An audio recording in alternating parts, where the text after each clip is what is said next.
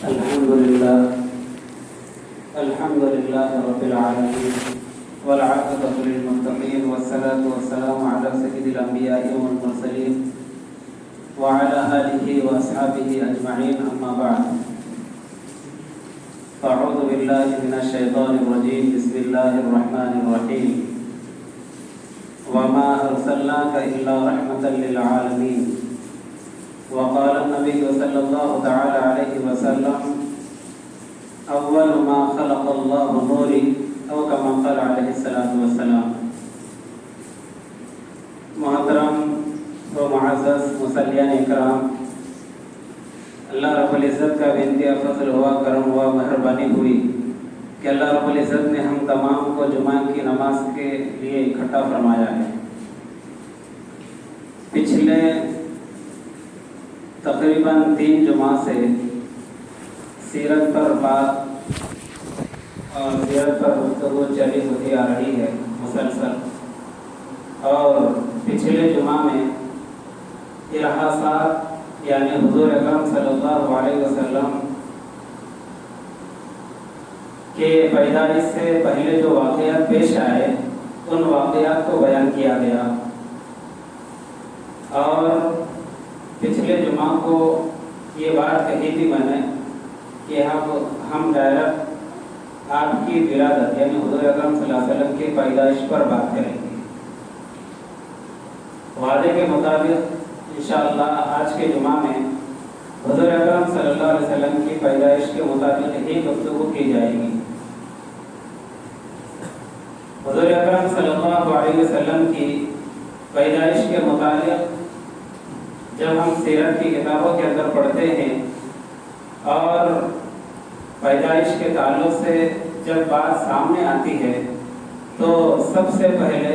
اس حدیث پر نظر پڑتی ہے جس میں حضور اکرم صلی اللہ علیہ وسلم نے فرمایا اول ما خلق اللہ نوری، یعنی حضور صلی اللہ علیہ وسلم نے فرمایا کہ اس کائنات میں سب سے پہلے اگر کوئی چیز کو پیدا کیا گیا تو وہ میرے نور کو پیدا کیا۔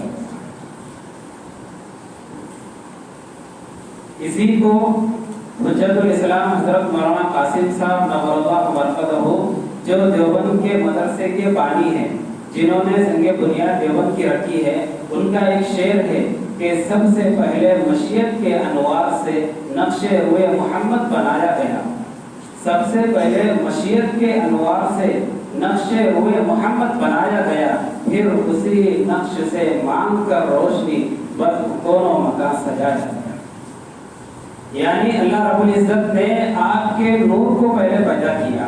پھر اسی نور کو تقسیم کیا، اسی نور سے آپ نے کائنات کو بنایا، اسی نور سے اللہ رب العزت نے جنت کو بنایا، اسی نور سے اللہ رب العزت نے تمام جو ہے کائنات کو سجایا۔ ایک حدیث میں یہ بھی آتا ہے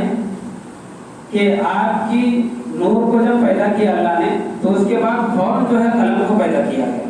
اور قلم سے کہا گیا کہ اکتب، کہ آپ لکھ۔ قلم نے کہا کہ کیا لکھو؟ فرمایا کہ میرے نام کے ساتھ محمد رسول اللہ صلی اللہ علیہ وسلم کا نام لکھ دے۔ فرمایا کہ کہاں لکھو؟ حکم ہوا کہ جنت کے بالا خانوں پر لکھ دے، جنت کے درختوں پر لکھ دے، جنت کے پتوں پر لکھ دے، اور جنت کے درختوں کے پھلوں پر لکھ دے، اور اسی طریقے سے جنت کے اندر جتنی بھی حوریں ہیں ان کے حوروں کے ماتوں پر لکھ دے لا الہ الا اللہ محمد رسول اللہ، اور یہاں تک فرمایا کہ عرش کے اوپر لکھ دے لا الہ الا اللہ محمد رسول اللہ۔ اب یہ نور کو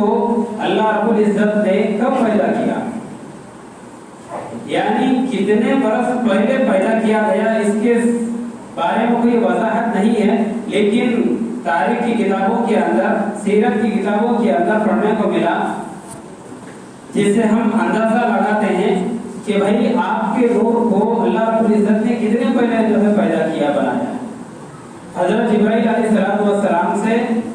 اللہ کے نبی صلی اللہ علیہ وسلم نے ایک مرتبہ پوچھا آپ کی عمر کیا ہے؟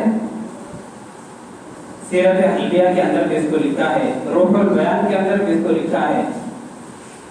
اور بڑی کتابوں کے اندر بھی اس عجیب روایت کو لکھا ہے کہ جس کو سننے اور پڑھنے میں آدمی مچل جاتا ہے۔ تو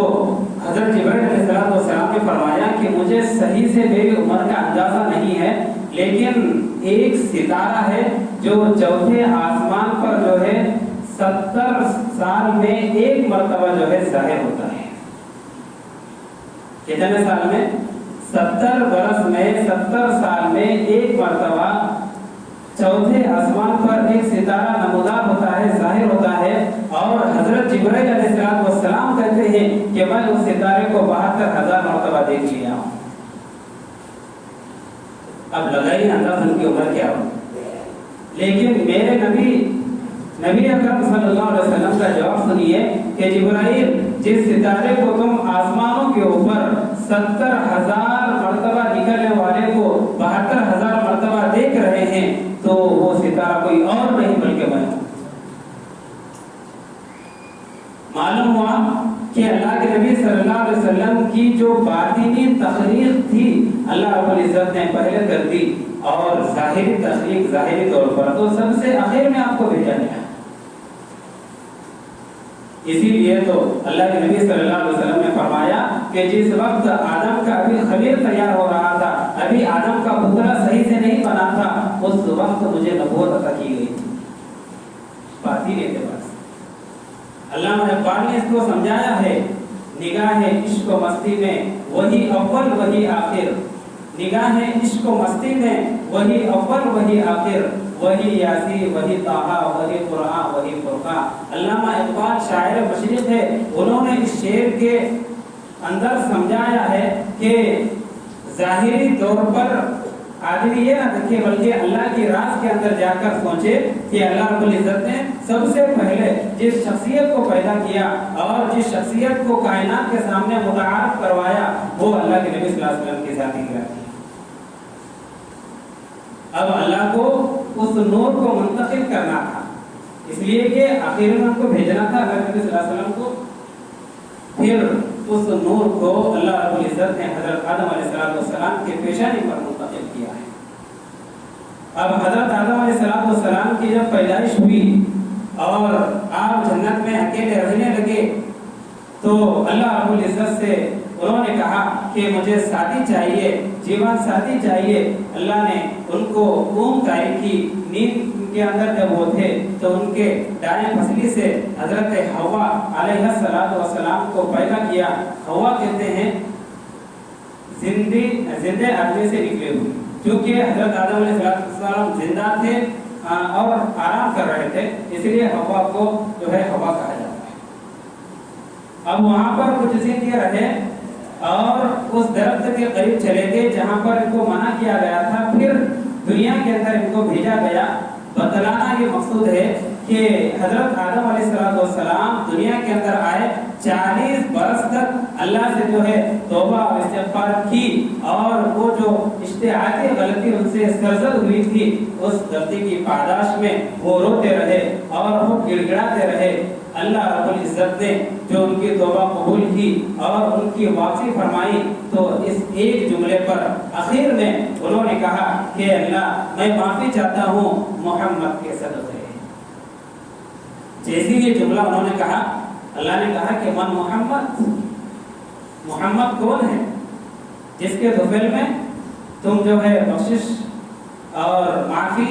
ہم سے طلب کر رہے ہیں۔ حضرت آدم علیہ السلام نے کہا کہ جب میرے جسم میں آپ نے روح ڈالی اور جیسے ہی میں نے آنکھیں کھولی عرش کے اوپر جب میری نگاہ پڑی میں نے دیکھا لا الہ الا اللہ محمد رسول اللہ۔ اے اللہ مجھے لا الہ الا اللہ تو سمجھ میں آیا تھا کہ یہ تیری ذات ہے، لیکن اس وقت میں نے غور کیا اور مجھے معلوم ہوا کہ اللہ کے نام کے ساتھ جو ہستی کا نام لگایا جا رہا ہے وہ محمد رسول اللہ ہے۔ میں اسی وقت سمجھ گیا یہ ہستی معمولی ہستی نہیں ہے، یہ وجہ وجود کائنات ہے، یہ ایسی ہستی ہے جس کے طفیل اللہ نے کائنات کو سجایا۔ اے اللہ اس لیے میں نے تجھ سے جو توبہ اور معافی طلب کی تو ان کے صدقے میں اسی لیے کیا کہ میں نے عرش کے اوپر آپ کے نام کے ساتھ اس شخصیت کا نام دیکھا۔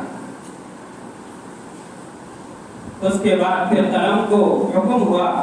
کہ اکتب۔ قلم نے کہا کہ ماذا اکتب، میں کیا لکھوں؟ اللہ نے کہا ما یکون وما یکون الی الابد، قیامت تک کے जितनी इंसानियत पैदा होने वाली है वो क्या खाएंगे, कितना कमाएंगे और कितनी जिंदगी गुजारेंगे, वो कैसे रहेंगे, सारी चीजों को कहा कि आज लिख दे। जो तकदीर कहते हैं ना, हम यही तकदीर लिखकर कलम फारिग होगी। अल्लाह ने कहा कि अब कलम का काम है कि वो सूख जाए, बात मुकम्मल हो गई। फिर इस नूर को हजरत आदम अलैहिस्सलाम से फिर आगे बढ़ाया अल्लाह ने हजरत शीस अलैहिस्सलाम, ये भी आपकी औलाद में से है। फिर ये नूर बढ़ता गया।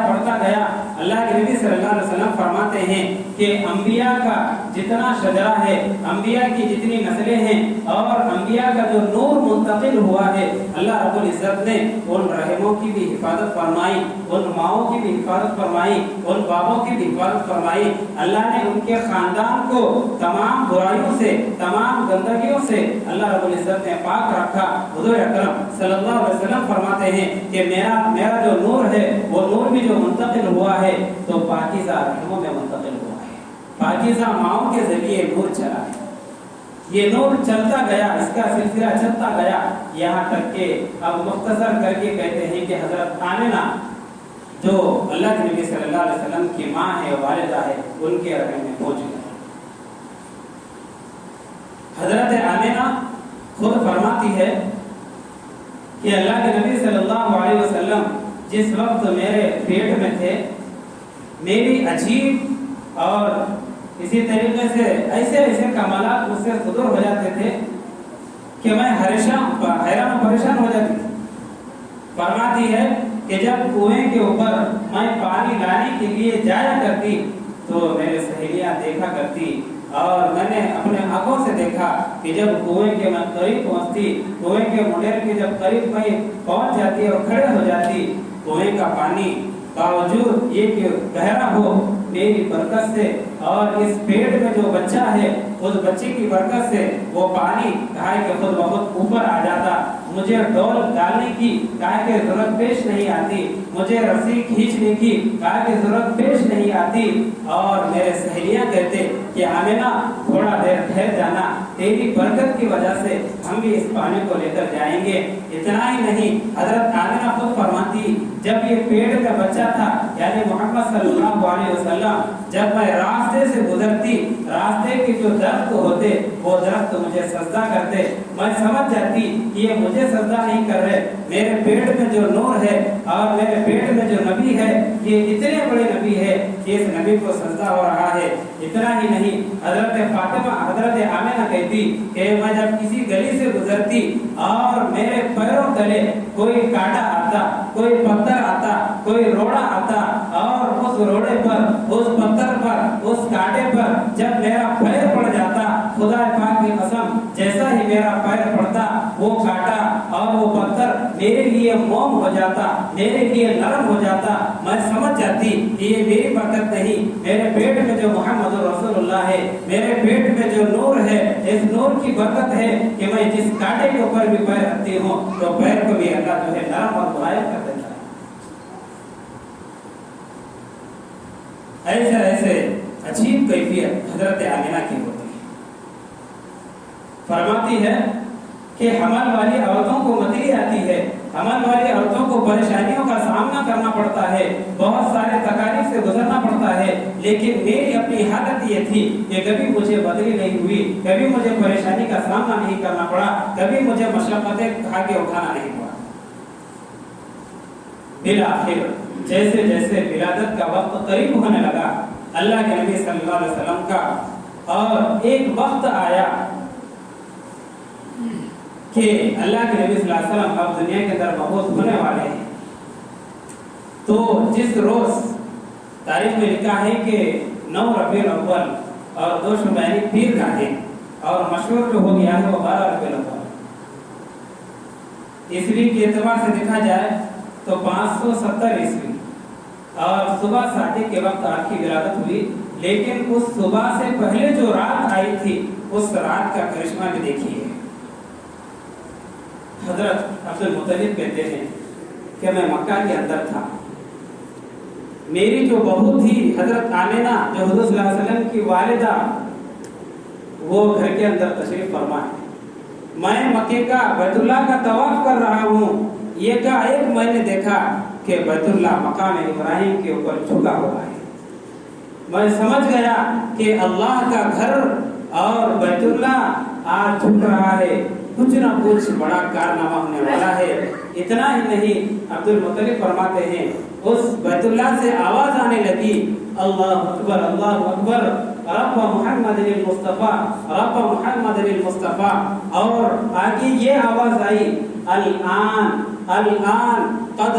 طہر ربی الآن قد طہر ربی من انجاس الاصنام ومن ارجاس المشرکین۔ خانہ کعبہ سے اور بیت اللہ سے آوازیں آنے لگی کہ اب ایک والا آ گیا، ایک کہنے والا آ گیا اور ایک موحد پرست آ گیا ہے، اور یہ آواز آنے لگی بیت اللہ سے، خانہ کعبہ سے، کہ اب مجھ سے یہ بتوں کو جو ہے پاک کیا جائے گا، اب یہ گندگیوں کو مجھ سے پاک کیا جائے گا، کہا کہ میرے اندر سے یہ بت کو نکال کر پھینک دیا جائے گا، اور یہ جو مشرکین ہیں ان کے جو خراب صفات ہیں، ان کے جو برے خصلتیں ہیں، انہوں نے جو مجھ کو گندا کیا ہے، بیت اللہ کہہ رہا ہے قد طہر، آپ جو ہے مجھ کو پاک کر دیا جائے گا اس نبی کی برکت سے اور ان کی ولادت کی برکت سے۔ یہ خانہ کعبہ جو ہے چلا رہا ہے اور پکار رہا ہے۔ عبد المطلب نے کہا کہ ہاں میرے گھر اب مجھے پوتا ہونے والا ہے، اور حضرت آمنہ کو کہا کہ اب لڑکا ہونے کے جو ہے قریب آ گیا ہے۔ فوراً جو ہے سمجھ گئے اور رونے لگے، کہا کہ اے اللہ میں تو اسی انتظار میں ہوں، بلکہ میں ہی نہیں بلکہ کئی انبیاء اور کئی قومیں جن کی ولادت اور جن کی مبعوث ہونے کے انتظار میں تھے، کہ کئی ایسی قومیں گزری جن کی یہ چاہت تھی، جن کی یہ تڑپ تھی کہ ہمارے آنکھوں سے ہم آخری نبی کا دیدار کر لیں، لیکن اللہ نے کہا تھا کہ ہم نے اس نبی کا انتخاب کیا، ہم نے اس نبی کے زمانے کا بھی انتخاب کیا، ہم نے اس نبی کو جو امت دینا ہے اس امت کا بھی ہم نے انتخاب کیا، ہم منتخب ہے، ہمارا نبی منتخب ہے، ہمارا زمانہ بھی منتخب ہے۔ تو عبد المطلب سمجھ گئے کہ ہمارے گھر آج جو ہے پوتا ہونے والا ہے۔ ادھر یہ مسئلہ پیش آیا، ادھر اس وقت کی سپر پاور طاقت تھی ایران۔ ایران کے اندر بہت بڑا محل تھا، ایسا محل تھا جس کو بنانے کے لیے، جس کو سنوارنے کے لیے اس وقت کے طاقتور لوگوں نے اپنے زندگی کے 23 سال 20 اور 23 سال اس محل کو بنانے کے لیے لگا دیا۔ جس رات کی صبح میں آپ کی ولادت ہوئی، اس رات کا واقعہ یہ ہے کہ اس محل کے اندر زلزلہ آ گیا، اور اس محل کے اوپر 14 کنگرے لگے ہوئے تھے، ایسے قیمتی تھے کہ اس کنگرے کی وجہ سے کہا کہ تمام ان کی پراپرٹی ختم ہو جایا کرتی تھی۔ ایسا زلزلہ آیا کہ اس وقت کا جو بادشاہ تھا نوشیروان، وہ اپنے بستر پر سونے کے لیے جب وہ تشریف لے جاتا ہے تو بستر اس کو اٹھا کر پھینک دیتا ہے، پھر جاتا ہے بستر پر، پھر اس کو پھینک دیتا ہے۔ وہ سمجھ گیا، اس لیے کہ عقل مند تھا، وہ سمجھ گیا کہ اب میرے حکومت کا زوال آ چکا ہے، اب میری حکومت جانے والی ہے، ہو سکتا ہے کچھ اچھا واقعہ اور کچھ بہت عالیشان واقعہ پیش ہونے والا ہے۔ اس نے اپنے تمام جو ہے درباری حضرات کو بلایا، بلانے کے بعد کہا کہ اس محل کے اندر ابھی زلزلہ آیا اور یہ جو 14 کنگرے تھے یہ تمام کے تمام ٹوٹ کر گر گئے۔ تو اس میں سے ایک صاحب کہنے لگے یہ تو زلزلہ آیا ہی، لیکن اس کے ساتھ ساتھ ہوا یہ کہ ایران کی جو قوم تھی وہ آتش پرست تھی، یعنی آگ کی پوجا کیا کرتی تھی۔ تو وہ شخص کہنے لگا کہ ایران کے اندر یعنی اپنے ملک کے اندر جتنے بھی آتش پرست تھے اور خود آتش کدے تھے اور جہاں پر آگ جلا کر لوگ اس کی پوجا کیا کرتے تھے، سارے کے سارے وہ آتش کدے جو ہے بجھ گئے۔ اور یہ بھی کہنے لگا کہ ایران کا جو سب سے بڑا آتش کدا تھا، ایران کے آتش کدے کے بارے میں علماء نے لکھا ہے کہ اس آگ کو 1000 برس تک مسلسل جلایا گیا تھا، ایک وقت بھی، ایک ساعت بھی اور ایک لمحہ بھی ایسا نہیں گزرا تھا کہ وہ آگ بجھ گئی ہو، بلکہ اس کو 1000 سال سے مسلسل جو ہے جلاتے آ رہے تھے اور اس کی پوجا ہو رہی تھی اور اس کی پرستش ہو رہی تھی۔ اس صاحب نے کہا کہ خدا پاک کی قسم وہ آتش کدا جو سب سے بڑا ہے ہمارا، کہا کہ وہ بھی بجھ گیا ہے، ایک چنگاری اور چھوٹی سی کہا کہ آگ بھی اس کے اندر باقی نہیں ہوئی۔ ابھی یہ گفتگو ہو رہی تھی، ایک صاحب آئے، انہوں نے کہا کہ وہ جھیل اور وہ تالاب جس کو ہم نے بنایا تھا، جو 6 میل لمبا تھا، 6 میل گہرا تھا، اس کا پانی بھی پورا کا پورا سوکھ گیا ہے۔ یہ واقعات نمودار کر کے اللہ یہ بتانا چاہ رہے ہیں کہ تمہاری حکومت اب نہیں چلنے والی، تمہاری منمانی اب نہیں چلنے والی، اب ہمارا ایسا نبی آ رہا ہے جس کی پیروی تم کو کرنا ہوگا، جس کے پیچھے تم کو چلنا ہوگا۔ یہ میسج اور پیغام تھا۔ بادشاہ بہت حیران ہوا، کہنے لگا کہ ایک بہت بڑے عالم کو بلاؤ۔ عالم کو بلا گیا، اس کا نام تھا عبد المسیح۔ اس کے سامنے یہ تمام چیزیں رکھی گئی۔ اس نے کہا کہ یہ میرے بس کی بات نہیں، میرے ایک ماموں ہے۔ اس کے ماموں کو بلایا گیا، اس نے کہا کہ بھائی آپ کو معلوم ہے یہ چیزیں کیوں پیش آ رہی ہے؟ یہ اس لیے پیش آ رہی ہے، قریش کے اندر ایک ایسا لڑکا جنم لینے والا ہے اور ایک ایسا بچہ آج جو ہے دنیا کے اندر مبعوث ہونے والا ہے، جو ایران کی سب سے بڑی حکومت، جو اپنے کو سپر پاور، سپر وزر کہتی ہے، اس کو وہ توڑ دے گا اور اس کو ختم کر دے گا، اس کی پیروی تم کو کرنا پڑے گا۔ تو وہ گھبرائے گئے، بلکہ ایک یہودی چیختے چلاتے ہوئے مکہ کے اندر تشریف لے جاتا ہے اور صبح کے وقت پہنچتا ہے، مکہ کے اندر چیختا ہے کہ کسی کے گھر کوئی لڑکا پیدا ہوا مجھے بتا دیجئے۔ تو بہت اصرار کرنے کے بعد قریش بتاتے ہیں کہ ہاں عبداللہ کے گھر، جو کہ عبداللہ اس دنیا سے جا چکے ہیں، ان کے گھر ایک لڑکا پیدا ہوا ہے۔ تو یہودی کہنے لگا کہ اس بچے کے قریب مجھے لے جاؤ۔ جب اس کو قریب لے جایا گیا، اس نے وہ علامتیں جو تورات کے اندر پڑھی تھی، اس نے اس علامتوں کو دیکھا تو فوراً جو ہے جان گیا اور کہنے لگا کہ یہ بچہ نہیں ہے، یہ آخری الزمان ہے، یہ نبی پاک صلی اللہ علیہ وسلم ہے۔ اور قریش کی طرف رخ کر کر کہنے لگا طوبیٰ لہم، تمہارے لیے خوشخبری ہے، تمہارے لیے بہت اچھی نیوز ہے یہ کہ تمہارے اپنے گھروں کے اندر ایسے نبی کو اللہ نے مبعوث کیا جو دونوں جہاں کا جو ہے نبی ہے اور تمام کائنات پر اس کو فوقیت اللہ نے دی ہے۔ اور یہودیوں کی طرف مخاطب ہو کر اور ان نافرمان بندوں کی طرف مخاطب ہو کر کہنے لگا کہ اب تمہاری حکومت گئی، اب تمہاری تمام کی تمام منمانی چھین لی جائے گی، اب تمہارا طریقہ نہیں چلنے والا، اب اس بچے کا طریقہ چلے گا۔ مختصر یہ کہ جب بالکل قریب وقت آ گیا اللہ کے نبی صلی اللہ علیہ وسلم کی ولادت کا، تو حضرت آمنہ فرماتی ہے میں نے دیکھا کہ کچھ عورتیں اندر آ رہی ہے۔ میں نے پوچھا کہ بھائی بہن آپ کیوں آ رہے ہو؟ انہوں نے کہا کہ آپ کی ہیلپ کرنے کے لیے، آپ کی مدد کرنے کے لیے اللہ نے ہم کو بھیجا ہے۔ ایک عورت سے آپ نے پوچھا کہ آپ کا نام کیا ہے؟ انہوں نے کہا کہ حضرت آسیہ۔ دوسرے سے پوچھا کہ آپ کا نام کیا ہے؟ انہوں نے کہا کہ مریم، میں عیسیٰ علیہ السلام کی ماں ہوں۔ انہوں نے کہا کہ فرعون کی بیوی ہوں۔ تیسری عورت سے پوچھا کہ آپ کون ہو؟ تیسری عورت نے کہا کہ میں حور عینہ ہوں۔ جتنی بھی اللہ نے حوریں پیدا کی ہے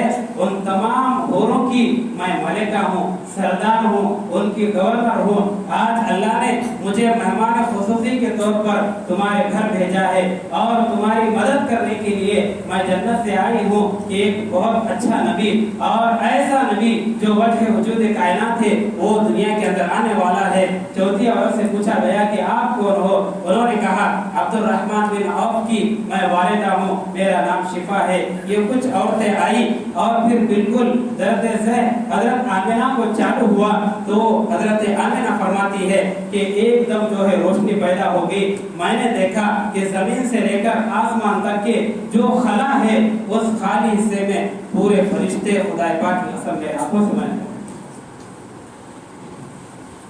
اور یہ بھی کہا کہ جب بالکل قریب وقت آ گیا حضور صلی اللہ علیہ وسلم کی پیدائش کا تو کچھ فرشتے آئے ہیں، میرے اوپر ہاتھ رکھے ہیں، مجھے تسلی دیتے ہیں کہ بہن تجھے درد نہیں ہو، یہ بچہ نہیں ہے، یہ دونوں عالم کا نبی ہے، یہ محمد رسول اللہ ہے۔ اور حضرت آمنہ خود فرماتی ہے کہ جب میرے جسم سے محمد یہ بچہ جب جدا ہو گیا، میں نے دیکھا کہ اس کی پیشانی جو ہے زمین کے اوپر تھی، سجدے کی حالت کے اندر وہ بچہ تشریف لایا اور دنیا کو بتایا کہ میں موحد ہوں، میں ایک اللہ کو ماننے والا ہوں۔ جب ہمارے نبی کو سیدھا کیا گیا اور ان کی کروٹ بدلی گئی، تو کتابوں میں لکھا ہے کہ ان کی انگلی ایسی تھی۔ حضرت آمنہ فرماتی ہے میرا لال اور میرا لخت جگر اس وقت انگشت شہادت سے اشارہ کر رہا تھا۔ حضرت آمنہ فرماتی ہے وہ اشارہ کیا تھا؟ وہ اشارہ اشہد ان لا الہ الا اللہ کا اشارہ تھا۔ قلب آمنہ میں مسرت کی خوشی و حد نہ رہی، لیکن محمد کی اداؤں کو دیکھا، کچھ غم تھا اور کچھ غمگین تھی، اس لیے کہ کچھ دن پہلے اللہ کے نبی اس دنیا سے چلے گئے تھے، آپ یتیم پیدا ہوئے تھے۔ حضرت آمنہ فرماتی ہے یہ چاند جیسا بچہ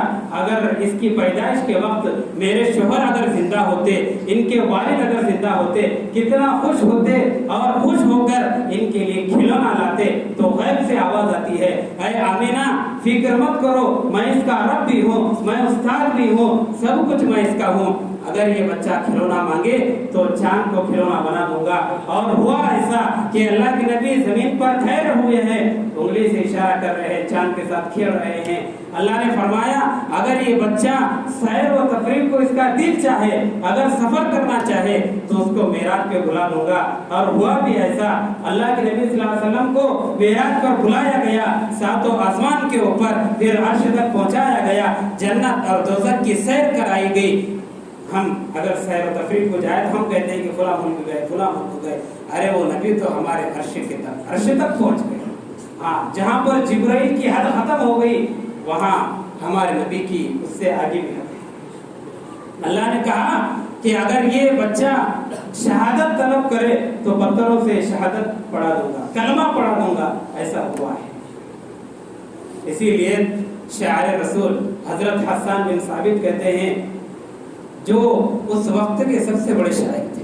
ما ان مدحت محمدا بمقالتی ولكن مدحت مقالتی بمحمد۔ اتنے بڑے شاعر کہتے ہیں کہ میرے شاعری کے اندر اتنی طاقت اور گہرائی نہیں ہے کہ میرے شاعری کی وجہ سے میں محمد صلی اللہ علیہ وسلم کی تعریف کر سکوں۔ ارے بڑے بڑے سیرت نگاروں نے جنہوں نے آپ کی زندگی کے لکھنے کے اندر اپنی زندگیوں کو صرف کر دیا اور آپ کی کیریکٹر کو پڑھنے کے اندر اپنی تمام زندگی کو کھپا دیا، اپنی صلاحیتوں کو لگا دیا، وہ کہتے ہیں یا صاحب الجمال و یا سید البشر من وجهك المنیر لقد نور القمر لا يمكن الثناء كما كان حقه بعد خدا بزرگ تو ہی قصہ مختصر۔ اے صاحب جمال، اے جمال والے، اے کمال والے، ہم تیری تعریف نہیں کر سکتے، ہم تیری توصیف بیان نہیں کر سکتے۔ ہاں اتنا کہہ سکتے ہیں اللہ کی ذات کے بعد اگر کسی کا مرتبہ ہے، کسی کا مقام ہے تو وہ تیرا مرتبہ ہے۔ اردو شاعر کہتا ہے کہ قلم میرا قاصر، زبان میری عاجز، محمد کی عظمت بتاؤں میں کیسے، ہے محبوب رب امام الرسول فضائل مکمل سناؤں میں کیسے۔ تو جب اللہ کے نبی صلی اللہ علیہ وسلم حضرت آمنہ سے جدا ہو گئے، حضرت آمنہ فرماتی ہے اور حضرت شیبہ جو داعیہ تھی وہ بھی فرماتی ہے میں نے دیکھا کہ یہ ناک جو ہے ناک یہ ماں سے جو ہے ملی ہوئی ہوتی ہے، لیکن مقطوع السرہ کا لفظ آیا ہے، اللہ کے نبی صلی اللہ علیہ وسلم کی جو ناک تھی وہ جو ہے کٹی ہوئی تھی خود بخود۔ حضرت آمنہ فرماتی ہے کہ جب محمد رسول اللہ اور میرا چاند کے جیسا یہ بچہ باہر آیا تو میں نے دیکھا کہ کوئی غلاظت نہیں ہے، کوئی خون نہیں ہے، کوئی نجاست نہیں ہے، صاف شفاف، ایسا لگتا تھا کہ میرے جسم سے ایک بچہ نہیں بلکہ نور جدا ہوا ہے۔ پھر آگے فرماتی ہے میں نے دیکھا کہ یہ ختنہ بھی پہلے سے ہی کیے ہوئے تھے، ختنہ بھی آپ کی جو ہے پیٹ کے اندر ہوئی۔ پھر فرماتی ہے کہ کچھ فرشتے آئے، فرشتے آنے کے بعد آپ پر جو ہے ابر کا سایہ کیا، کچھ لمحے آپ غائب رہے اور کچھ کہنے والے کہہ رہے تھے اس بچے کو مشرق میں لے جاؤ، مغرب میں لے جاؤ، اس لیے کہ مشرق مغرب شمال جنوب